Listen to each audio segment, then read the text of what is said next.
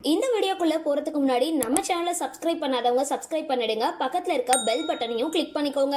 வாங்க வீடியோக்குள்ள போகலாம். ஆனந்தம் சீரியல்ல வில்லியா நடிச்ச நடிகை பிருந்தா தாஸோட சமீபத்திய புகைப்படங்கள் இப்போ இணையதளத்துல ரொம்பவே வைரல் ஆகிட்டு வருது. வெள்ளித்திரை நடிகர்களுக்கு இணையா சின்னத்திரை நடிகர்களும் ரசிகர்கள் பட்டாளம் இருந்துட்டு வராங்க. சின்னத்திரை நடிகர்களோட வாழ்வியல் முறை, அவங்களோட குடும்பம் மற்றும் பிற விஷயங்களை தெரிஞ்சுக்க ரசிகர்கள் ஆர்வம் காட்டிட்டு வராங்க.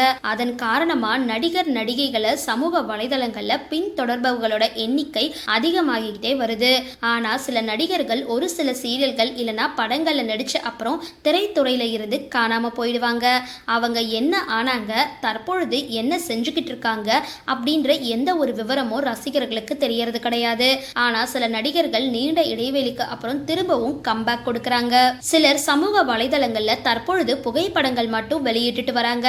அது போல சில நாடகங்கள்ல மட்டும் நடிச்சிருந்தாலும் மக்கள் மனங்கள்ல இடம்பெற்ற ஒரு நடிகையா இருக்கிறவங்க தான் பிருந்தா தாஸ். இவங்க சன் டிவில 2003 ஆண்டுல இருந்து 2007 ஆண்டு வரைக்கும் ஒளிபரப்பான ஆனந்தம் சீரியல்ல முக்கியமான கதாபாத்திரத்துல நடிச்சிருந்தாங்க. 2003 ஆண்டு தொடங்கி சுமார் 6 ஆண்டுகளுக்கு 1297 எபிசோடுகளோட ஒளிபரப்பான ஒரு சீரியல் தான் ஆனந்தம். சத்யஜோதி பிலிம்ஸ் சார்பில் டி.ஜி. தியாகராஜன் இந்த தொடரை தயாரிச்சிருந்தாரு.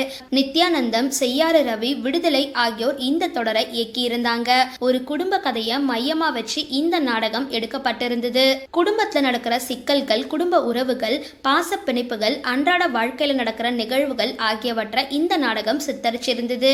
இந்த சீரியல்ல நடிகை சுகன்யா சாந்தி அப்படின்ற கதாபாத்திரத்துல ஹீரோயினா நடிச்சிருந்தாங்க.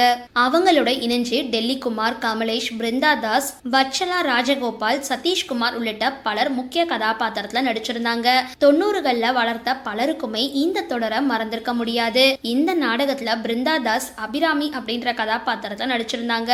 ரொம்பவே அமைதியான, அதே சமயம் அழுத்தமான வில்லி கதாபாத்திரத்துல நடிச்சு ரசிகர்களோட மனசுல இடம் பிடிச்சிருந்தாங்க. இந்த சீரியல்ல அவங்களோட நடிப்பு பலராலையுமே பாராட்டப்பட்டிருந்தது.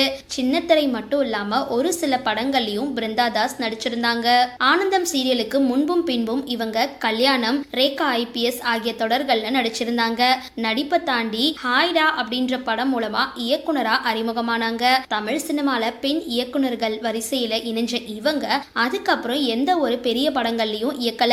படங்கள் இயக்குறதோட நடனத்திலையும் ஆர்வம் அதிகம். அவங்க அடிப்படையில ஒரு பரதநாட்டிய கலைஞர். மேலும் தன்னோட சகோதரி கூட சேர்ந்து புற்றுநோயால பாதிக்கப்பட்டவங்களுக்கு உதவ பி ஃபோர்ஸ் அமைப்பை நடத்திட்டு வராங்க. இத தன்னோட பெற்றோர்களுக்காக அவங்க அர்ப்பணிச்சிருக்காங்க. தற்பொழுது அவங்க கார்ப்பரேட் நிறுவனத்துல பணியாற்றிட்டு வராங்க அப்படின்ற தகவல்களும் இருக்கு. இருந்தாலும் சமூக வலைதளங்கள்ல அவ்வப்பொழுது புகைப்படங்களை பதிவிட்டு ரசிகர்களோட தொடர்புலயே இருப்பாங்க.